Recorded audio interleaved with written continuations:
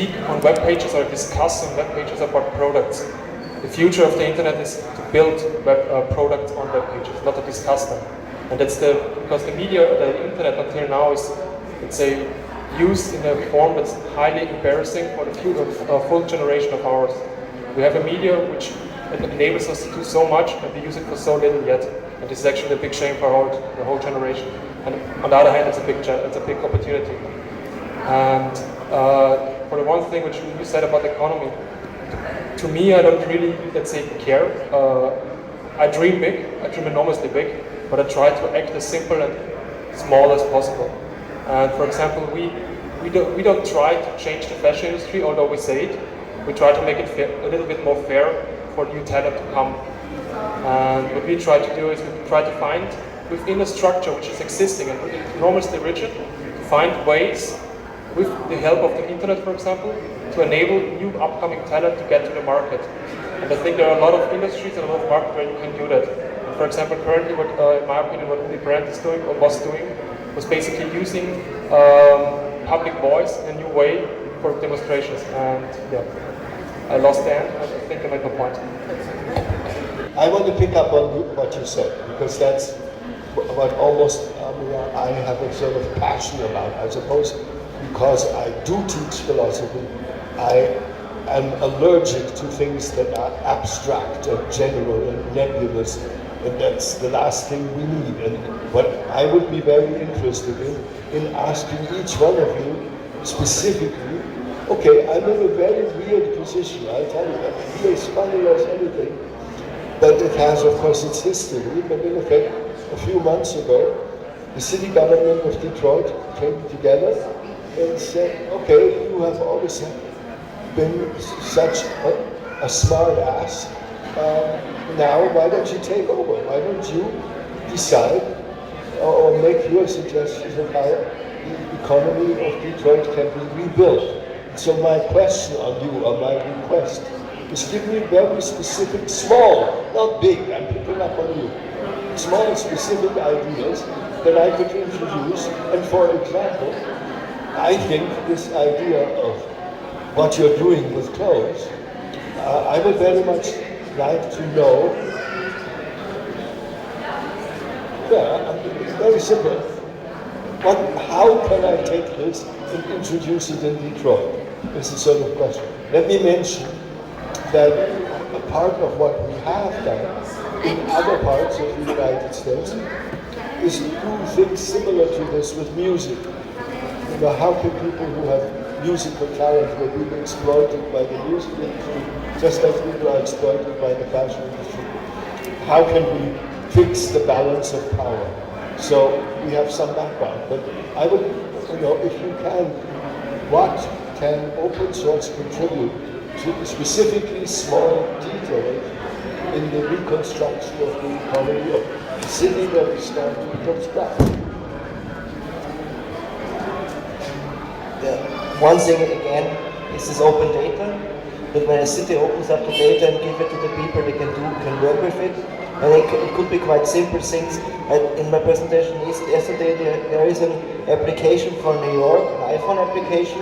It's for trees near you. And the city of New York has numbered every tree in the city. And you have an iPhone application, you can say, I'm standing here, what's the name of this tree in front of me? And it's completely stupid, but on the other hand, I was living in New York a long time, and New York was for me never a green city. You don't see trees in New York. Yeah. But when you see the application, you suddenly realize that there are trees. Yeah? So a lot, and it's really a lot. Yeah? And that gives you a completely new view on your city and on the infrastructure of your city, and what the government or the state is doing for you. So this is some kind that they open up this state, they give this away, give the people, there's some stupid, simple application like where is the nearest dog, what is called Hundeausgangsstelle, where your dog can do this business. There's an iPhone app for this, you can see where you can see where the nearest one is, where you can put the trash away afterward and so on. So it's quite simple stuff, yeah, that you give to the people, they do something with it, they build new businesses out of this. For New York, you have an application called CabSense. They have every taxi in New York has to have a GPS receiver, so that, and the government, the city is getting the data from them, and they made an application of this. If you're standing at one corner, what is the best corner from here to get a cab? Because in this street maybe it's no cab coming, but 2 blocks away is always a cab coming by. So it's a simple stuff, like this open this data, just to give the people a feeling again that there's a city that is doing something for you, to get them connected back to the city.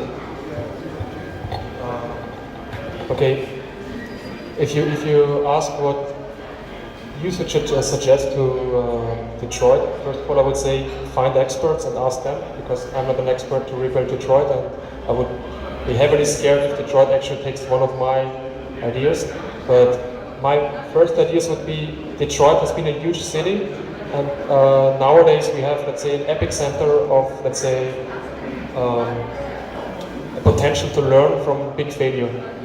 There's a lot of information, there's a lot of, let's say, knowledge that has been built up to the fact that there was an enormously huge industry failing, and there's a lot of learning we can take out of that. On the other hand, there's also a lot of resources now available. There are a lot of, let's say, places like this one, which are basically, I assume, are free. What I would try to do is I would try to get the information as public as possible, make these places as easy available as possible, and try to attract young entrepreneurs with new ideas, give them a little bit of budget, highly use strong PR to try to attract them. For example, Chile did that now. They are Chile, in Santiago, in the Chile city.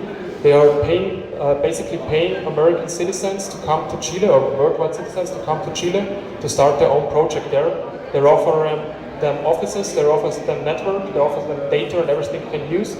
And I believe that Detroit has also the potential for, let's say, a lot of ideas in this direction.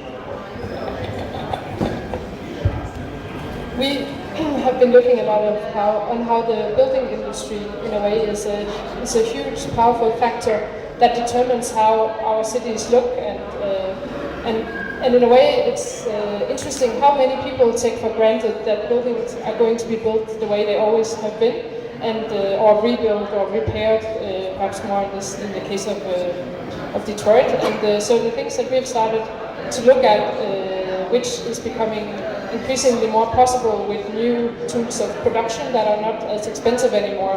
They're still relying on a lot of technology, and you need some skills to know how to use them, but it's not so much more difficult than when everyone got an inkjet printer perhaps 10 years ago, and we thought that printing a photograph was something that you had to go to a photo store to do that. And we're imagining that soon tools like, for example, the 3D printers over there in the other side of the room, or even more advanced tools to print your own houses, a project that we're working on, where people very simply will be able to go to a website and decide for a specific geometry or a specific size or a specific material, and then by the help of people who have the skills to, for example, design to geometry, such as we have, you can just print your own house basically and build your own house like that. So that is something that we find very interesting, because it is such a big part of our surroundings, obviously, our buildings, how they're heated, how they're insulated, how they function in all sorts of different ways. So we see a big potential in people actually taking over not only how they make their own clothes, but also the buildings they live in, and make the buildings more perhaps similar to clothes, as in something that's not so expensive and not so heavy and not so difficult to put together. Right now we are working on a greenhouse that you are basically sewing together with a technique very similar to sewing. So those are the potentials that we've seen.